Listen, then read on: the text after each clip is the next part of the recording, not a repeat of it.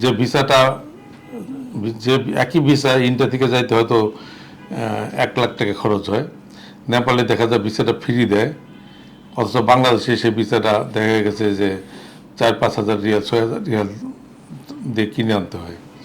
এবং কিনে আনতে হয়, এটা হলো কোম্পানির দোষ না, এটা আমাদের দোষ। আমরাই প্রতিযোগিতা করে কাজটা নেওয়ার জন্য এই ডেটগুলো তাদেরকে অফার করে থাকি, এবং টাকা অফার পেলে কেনা নেয়, তারা লুপে নেয় বাংলাদেশ থেকে।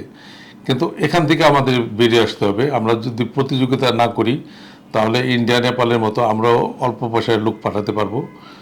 এবং তারাও কিন্তু, যেমন নেপালে তারা অনেক কোম্পানি ভিসা ফ্রি দেয়, টিকিটও পর্যন্ত দিয়ে দেয়। আর আমাদের এখানে ভিসা তো ফ্রি দূরের কথা, ভিসার প্রতিযোগিতার নামে এবং অনেক টাকা দিয়ে কিনতে হয়, বাধ্য হয়ে অনেক টাকা বিক্রিও করতে হয়। কারণ অনেক টাকা দিয়ে কিনে এসে তো কেউ লস করবে না, তারা তো টাকাটা তুলবে এবং লাভও করবে। এই কারণেই কিন্তু ভিসার মূল্যটা বেশি হয়ে যায়। তা আমার দাবি থাকবে যে এই প্রতিযোগিতা থেকে যেন বাংলাদেশের ব্যবসায়ীরা সরে আসে, তাহলে স্বাভাবিক অবস্থা আসবে। ওরা কিন্তু যাদের শ্রমিক দরকার তারা কিন্তু শ্রমিক নিবেই, ইন্ডিয়া থেকে যেমন নিচ্ছে আমাদের কাছ থেকে নিবেই। আমরা যদি প্রতিযোগিতাটা বন্ধ করি আমাদের কাছ থেকেও কম টাকায় নেবে এবং নিতে বাধ্য হবে। সুতরাং আমরা ওই প্রতিযোগী যারা আছে তাদের, আপনারা জানেন যে যারা বিগত দিনে সিন্ডিকেট করে ওখানে ছিল, এবং সৌদি সরকার তাদের অনেকে গ্রেপ্তার করেছে, অনেকের বাসায় লক্ষ লক্ষ রিয়াল পেয়েছে, তারা অনেকে কারাগারে আছে। তো এখন যদি আমরা এই সিন্ডিকেটটা ভেঙে দিয়ে আমরা যদি দেশের সাথে স্বাভাবিক অবস্থায় আসতে পারি তাহলে আমরা অতি অল্প পয়সায় আমরা লোক বিদেশে পাঠাতে পারবো। এতে করে আমাদের শ্রমিকরা, আমাদের যারা নাকি বিদেশে যাচ্ছে তারা উপকৃত হবে। দালাল শব্দটা আসলে অ্যাপ্রোপ্রিয়েট না, এরা হলো এজেন্ট বলি বা মিডলম্যান বলি। আমার কাছে 100 কাজ আসলো, আমার পক্ষে সম্ভব না কিন্তু ওই বিভিন্ন অফিস ঘুরে কালেক্ট করা, গ্রামগঞ্জ থেকে লোকগুলো কালেক্ট করা। আর পত্রিকা দিব, পত্রিকা ওই গ্রামগঞ্জ সব এরা পড়েও না, স্বাভাবিক শ্রমিকরা এরা পড়েও না।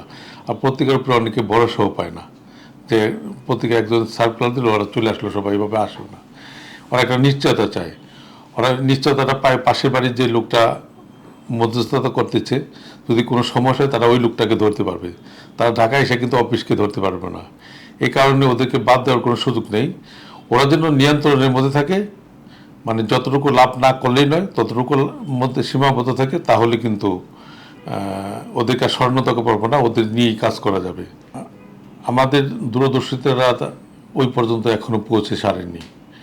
কারণ ইউরোপে বা উন্নয়ন দেশগুলিতে কিন্তু পাশের দেশে ইন্ডিয়া থেকে যায়, নেপাল থেকে যায়, ভুটান থেকে যায়, কিন্তু আমাদের থেকেও যায়, কিন্তু একেবারেই নগণ্য, যেটা কাউন্টেবল নয়।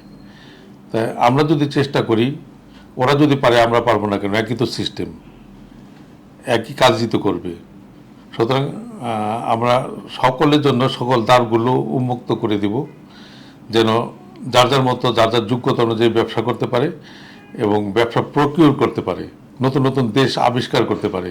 এবং সব দেশেই তো লোক দরকার। এই লোকগুলো দরজা যদি আমরা উন্মুক্ত করে দিতে পারি তাহলে ব্যবসায়ীরা উপকৃত হবে এবং সকলেই লোক পাঠাতে পারবে।